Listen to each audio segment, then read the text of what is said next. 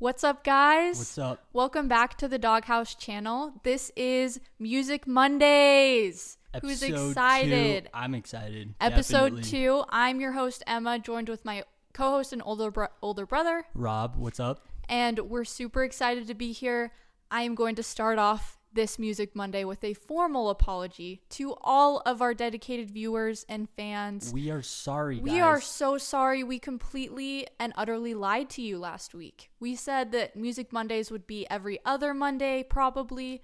But Here we are again. After just 7 days, we couldn't wait, honestly. We had too many ideas in too short amount of time to where we just decided, okay, screw it. Every single Monday is now a Music Monday. Yes, so get excited. That's an exciting and a little update for you guys. If you haven't subscribed and you want to tune into more music stuff, now's the time. Every single Monday we'll be doing these. So let's jump into it. You probably already know by the title, but this week we are doing another 2010s hip hop shout out. Absolutely. We're kind of covering, just like in our previous episode 1, we talked about some of our favorite artists from that earlier 2010s, kind of to 2015 hip hop. We covered the Young Money kind of part of that era, and that was super fun. If you haven't watched that video, go check it out. It's super fun.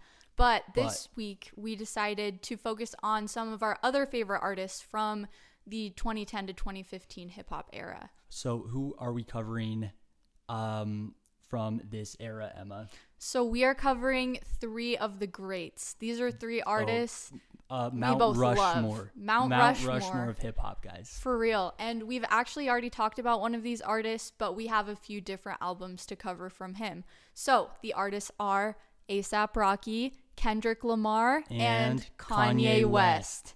Oh, I'm excited for this. We're so excited to get into these. So we're just going to be covering, kind of like last week, some of our favorite albums from this time from these artists and a few songs from each album that we really, really like and want to point out. And truly, these are some of the artists for me and for Emma that shaped our current music taste today. Like, absolutely. We love hip-hop in the genre, and these are some of those, like we said, key Mount Rushmore level artists that we deem as iconic. And honestly, we noticed some of these albums we're going to talk about are coming up on the 10-year anniversary, if not there already. So kind of a legacy mention as well. Let's jump into it. Let's jump in to A$AP Rocky. Okay, A$AP Rocky, right off the bat, super iconic for a multitude of reasons. So many reasons. He is a true icon, and I love all of his music, truly. But we have picked out 2 specific albums that we want to talk about. The first one is from 2013, so actually exactly its 10-year anniversary this year. Long Live A$AP. Long Live A$AP. Truly, we opened up the album on Spotify before filming to browse, and again, I had so many songs saved on this album. Me too, almost all of them. But the ones that we want to point out, and we had a very hard time narrowing this down. We actually did. Are Goldie, PMW, and with that one, we're going to give a shout out to Schoolboy Q.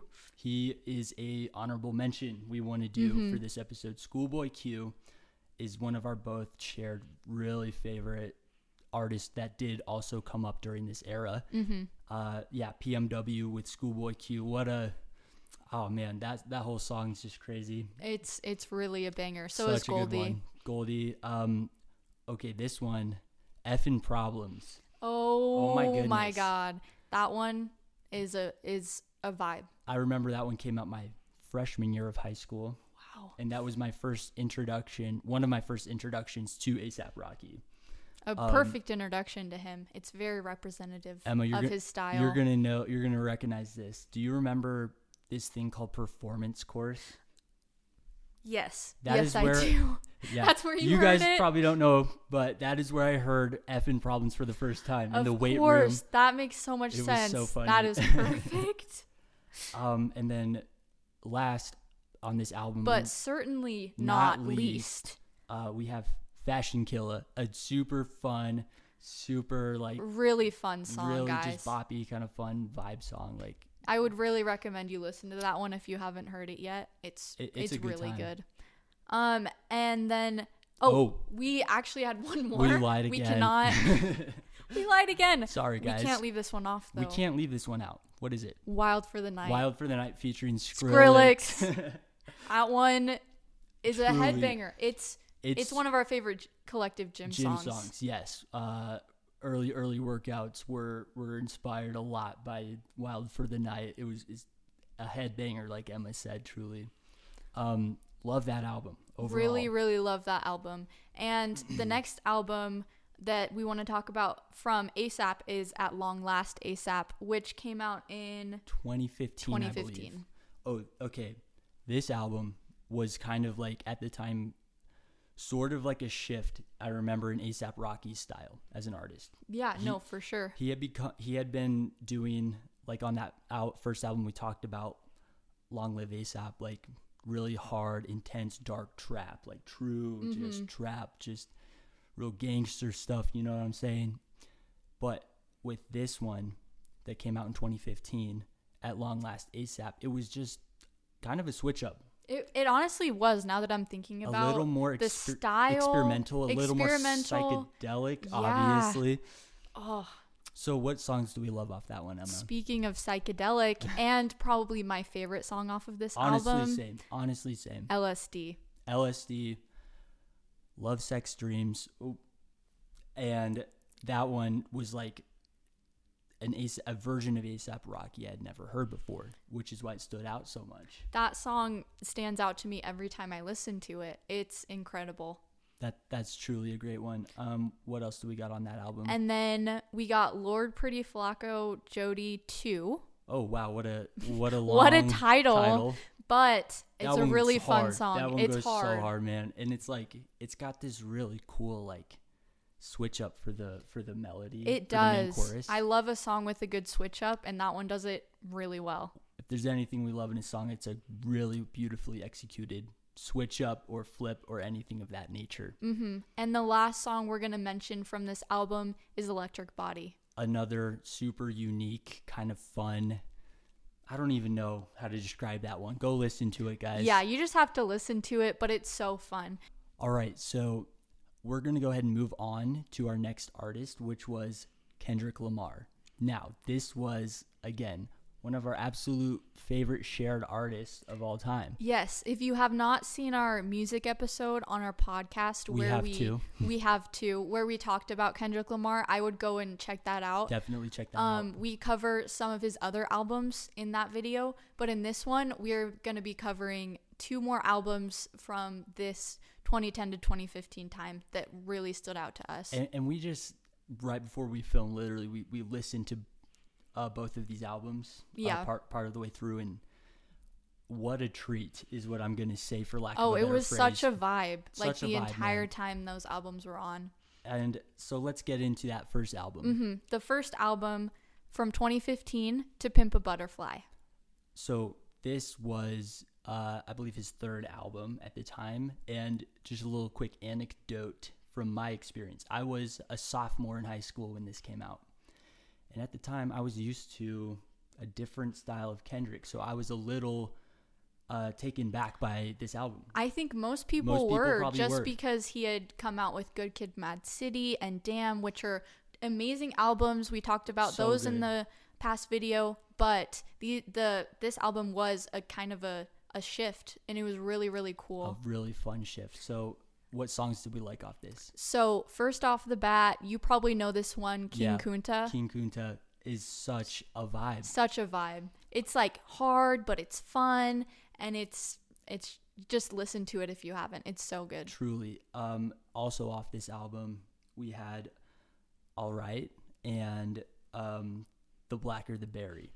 Yeah, both of those songs are pretty iconic. Super iconic. And overall, this album, what we wanted to say why we loved it was not your typical hip-hop album. Not at all. There were times when there were like jazz elements thrown in, and that was so cool to hear. I love that. So rich and soulful in a way. There was a lot of soul and jazz elements that just you don't hear in your average everyday hip-hop song these days. Absolutely not. Kendrick definitely knows how to push the boundaries of what people usually do with hip hop music, and that's why I love him. That's what we love in music, honestly.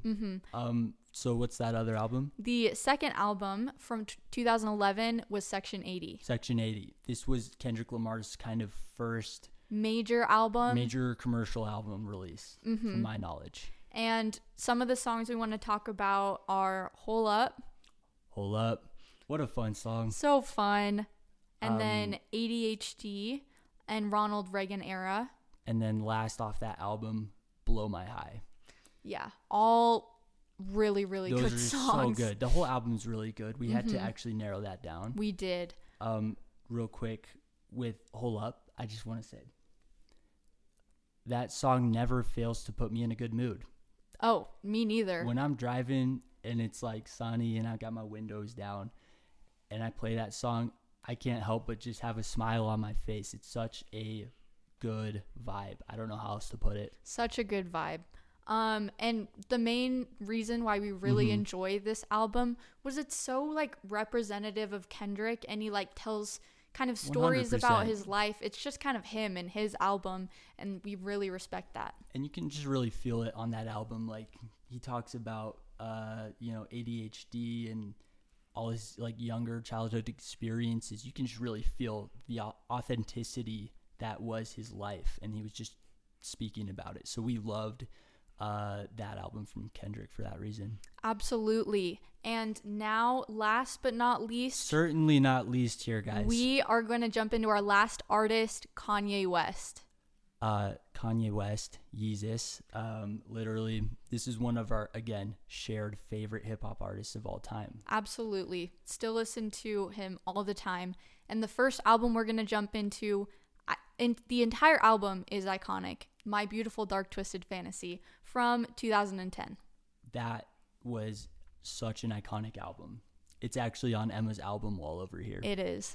Okay, My Beautiful Dark Twisted Fantasy.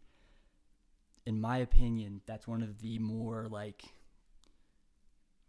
I don't know. I don't even want to say controversial, but that one had a very big reaction. However, let's get into what we liked about it. Yeah.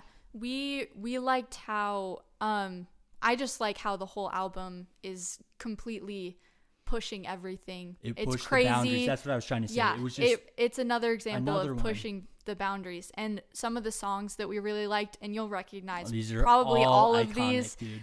Power. All of the Lights. Monster. Oh, Monster with Rick Ross and Nicki Minaj. So hard. I love that song. And then Runaway. Just, I can't even Runaway, dude. say anything about that song, because I'm getting the chills just thinking about it. Keep talking. It's an incredible song. And then Devil in a New Dress. Also such a good one. And like Emma said, that whole album, we had to narrow it down to pick these, and it's just super unique. It's you don't hear anything like it, and it's just a huge reason why we love Kanye West. Absolutely. Additionally, let's talk about Yeezus from 2013. Let's do it. Yeezus was such a cool album. Some of the songs that we really like are Black Skinhead, I Am a God, Blood on the Leaves. And then obviously this was maybe my favorite song off the whole album, Bound 2. Bound 2 is such an iconic song. I've never heard a song like that to this day. No, you don't hear another song that's like Bound 2. I know every time it comes on. Yeah, if immediately. You know, you know. If you know, well, you know. And side note on the song I Am a God. Yes, let's talk about this for a second, because we my were goodness. listening to a few of the songs from this album as we were preparing for this episode, and the outro of I Am a God had us both shell-shocked. Our jaws legitimately were open. Our jaws were open, speechless. It was one of the craziest things that either of us have heard in a song in a long time. Because I hadn't heard that in years, and when we heard it back, it was like visceral. You're just gonna have to go listen to it, bro, if you want to know what we're talking about. But I Am a God on the Yeezus album from Kanye West. Insane outro. Insane. And that alone is a reason why Kanye West was like definitely one of our agreed upon favorites. For sure. I think that's all we had to talk about for today. That is. But thank you guys so much for tuning in to episode 2 of Music Mondays. Truly, thank you. Music Mondays episode 2. We are so excited to be doing this new series. Absolutely. Let us know what you guys think. Let us know what you think, and go ahead and follow Doghouse on the socials if you haven't yet. Yep. And we will be back next week with another Music Monday. We'll see you guys in the next one. Watch out for that podcast in the meantime, guys. See ya. Peace.